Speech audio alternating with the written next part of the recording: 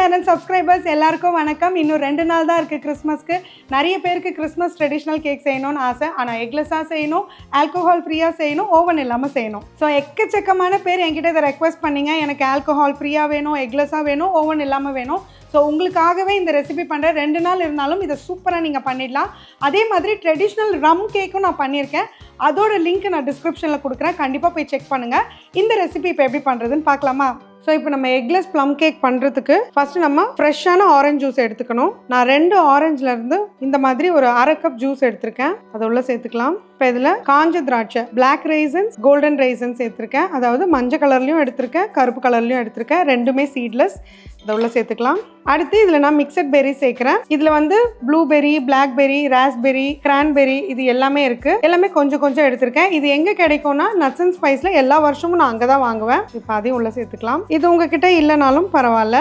அடுத்து இது 2 ரொம்ப முக்கியம். டியூட்டி ஃப்ரூட்டி எடுத்திருக்கேன். மிக்சடாகவே எனக்கு கடையில் கிடச்சிது, ஸோ அதனால் நான் வச்சுருக்கேன். இது வந்து செரிஸ். இது எல்லாமே வந்து உங்களுக்கு பார்த்தீங்கன்னா சுகர் கோட்டட் செரிஸ் தான். அதே மாதிரி இதுலேயும் இனிப்பு இருக்கும். இதை நீங்கள் சேர்த்துக்கலாம். இது வந்து ரியல் செரிஸ் கிடையாது, சுகர் கோட்டட் செரிஸ் தான். அடுத்து டேட்ஸ், அதாவது பேரிச்சம்பழம். அதையும் நான் சின்னதாக இந்த மாதிரி கட் பண்ணி சேர்த்துருக்கேன். அதை நம்ம மிக்ஸ் பண்ணும்போது தனித்தனியாக வந்துடும். இப்போ நான் கட் பண்ணி ரொம்ப நேரம் ஆனதுனால ஒன்னோட ஒன்று ஒட்டிக்கிட்டு இருக்கு. ஸோ இதை சின்னதாகவே கட் பண்ணி சேர்த்துக்கோங்க. ஸோ பேரிச்சம்பழம்லாம் வந்து மஸ்ட்டு, இதெல்லாம் நீங்கள் கண்டிப்பாக சேர்க்கணும். அடுத்தது அத்திப்பழம். இது மளிகை கடையிலே கிடைக்குது. ஸோ இந்த அத்திப்பழமும் நீங்க வாங்கி வச்சுக்கோங்க. ஸோ அதையும் சேர்த்துக்கிறேன். அடுத்து இது பைனாப்பிள் அண்ட் ஆப்ரிகாட். இதுவும் வந்து ஸ்டோர் பாட் தான். இதுவும் வந்து சுகர் கோட்டட் தான். அதையும் நான் கொஞ்சம் சேர்த்துக்கிறேன். பட் இது வந்து ஆப்ஷனல், உங்களுக்கு வேணும்னா சேர்த்துக்கோங்க, இல்லைன்னா பரவாயில்ல.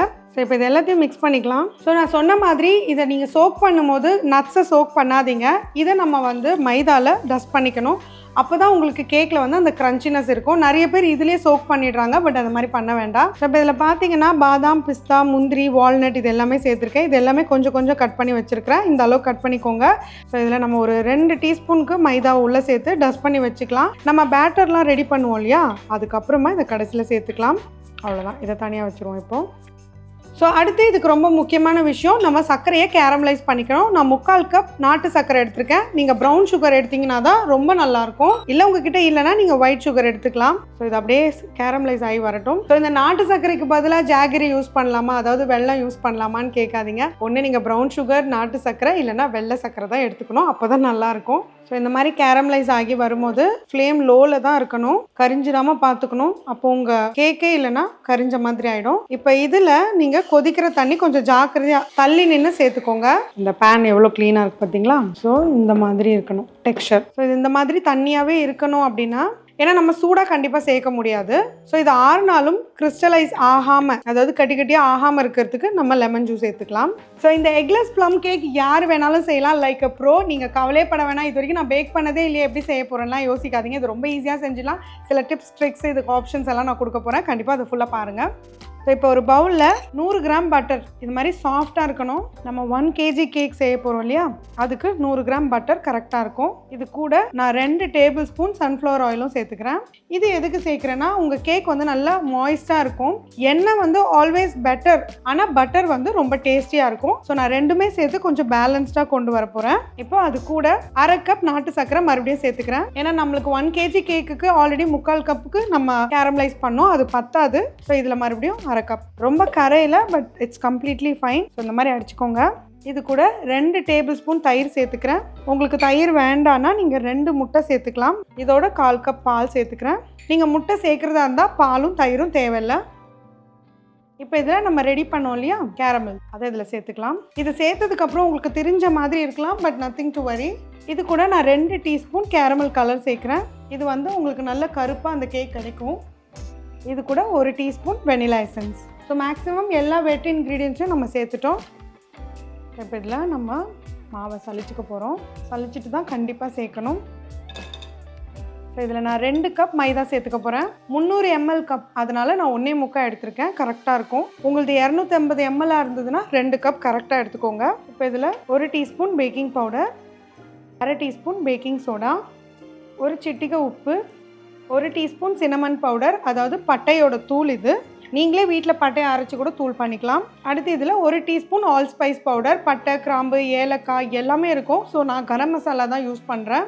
ஸோ 1 டீஸ்பூன் கரம் மசாலா, இது கூட ஒரு 1/4 டீஸ்பூன் பாருங்கள் குறைவாக நட்மேக் பவுடர். இதுவும் உங்களுக்கு வந்து நட்ஸ் அண்ட் ஸ்பைஸில் கிடைக்கும். ஸோ இதை சலிச்சுக்கலாம். கண்டிப்பாக சலிச்சு தான் நீங்கள் செய்யணும்.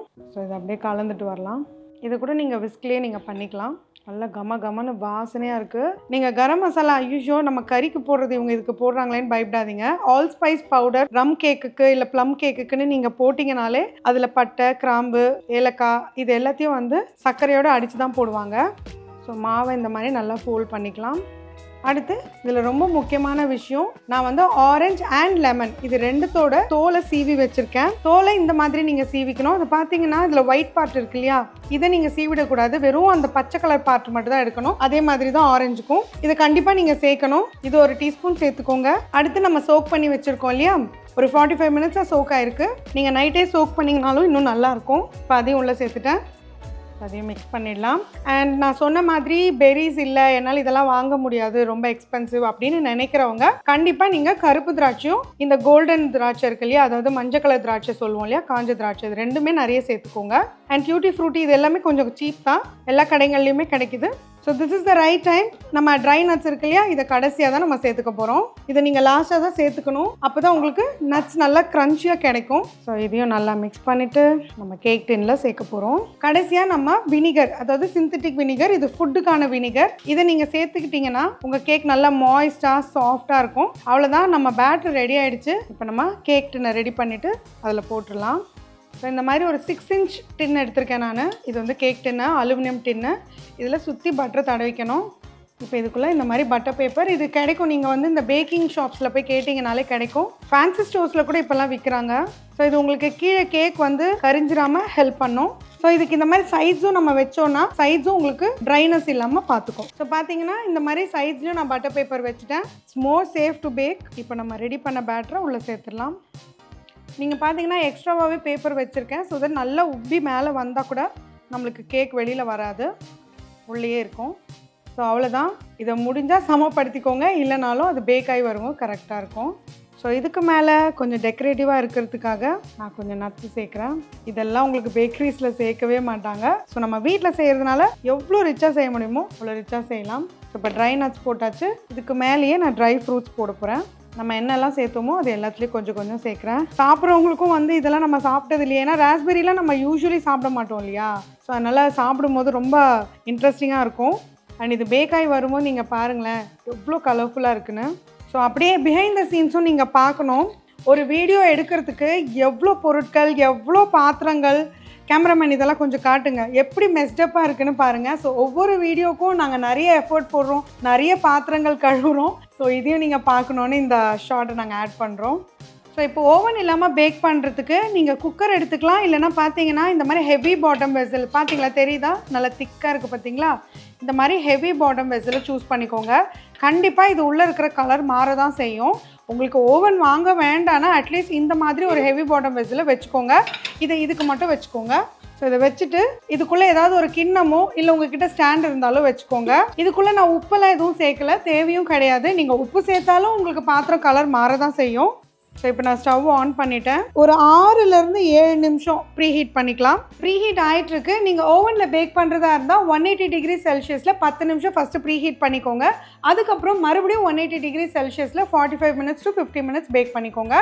உங்களுக்கு வந்து பேக் ஆகிருக்கா இல்லையான்றதை நீங்கள் சின்னதாக ஒரு குச்சி வச்சு செக் பண்ணிக்கோங்க. ஒருவேளை பேக் ஆகலைன்னா இன்னும் ஒரு 10 நிமிஷம் பேக் பண்ணிக்கோங்க. அதே சிஸ்டம் தான் நம்ம இதுலேயும் ஃபாலோ பண்ண போகிறோம். ரொம்ப முக்கியமான விஷயம் என்னென்னா அப்பப்போ ஓப்பன் பண்ணி பார்க்கக்கூடாது. குறைஞ்சது ஒரு 20 நிமிஷத்துக்கு அப்புறம் தான் நீங்கள் ஓப்பன் பண்ணணும். ஸோ இப்போ ஒரு 6 to 7 மினிட்ஸ் ஆயிடுச்சு. ப்ரீ ஹீட் ஆயிருக்கு. இப்போ டக்குன்னு ஓப்பன் பண்ணி இதை உள்ளே வச்சுருங்க. சூடாக இருக்கிறதுனால நான் இந்த மாதிரி டக்குன்னு போட்டுடுறேன், ஏன்னா ரொம்ப ஹீட்டாக இருக்குது. இப்போ இதை மூடி வச்சிடலாம்.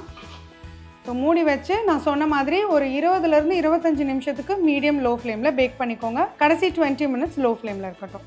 ஸோ ஆல்மோஸ்ட் எனக்கு 55 மினிட்ஸ் ஆச்சு பேக் ஆகிறதுக்கு. ஏன்னா மாவு கொஞ்சம் நிறைய நம்ம சேர்த்ததுனால நல்லா பெருசாகி வந்திருக்கு கேக்கு. எனக்கு ஆக்சுவலி 55 நிமிஷம் ஆச்சு. பார்த்தீங்களா, இந்த அளவுக்கு க்ளீனாக வரணும்.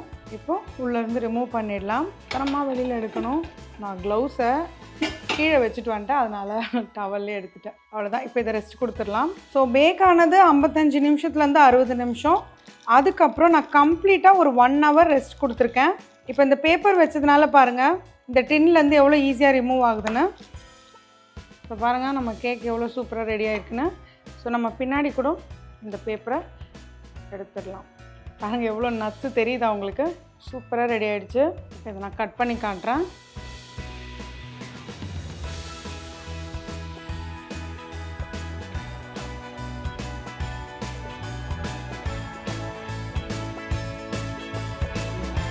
எக்கச்சக்க நட்ஸு நீங்கள் இப்போ பார்க்க போகிறீங்க.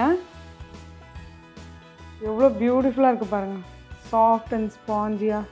ஸோ நான் சொன்ன இந்த டிப்ஸ் அண்ட் ட்ரிக்ஸை நீங்களும் ஃபாலோ பண்ணிங்கன்னா ஓவன் இல்லாமல் இந்த கிறிஸ்மஸ்க்கு இந்த ட்ரெடிஷ்னல் கிறிஸ்மஸ் கேக்கை நீங்களும் வீட்டில் செய்யலாம். ஆனால் செய்யும் போது மறக்காமல் ஸ்டவ்வோடு சமைக்கும் போது கொஞ்சம் லவ்வோடு சமைச்சிங்கன்னா சுமாராக இருக்கிற சமையல் கூட சூப்பராக இருக்கும்.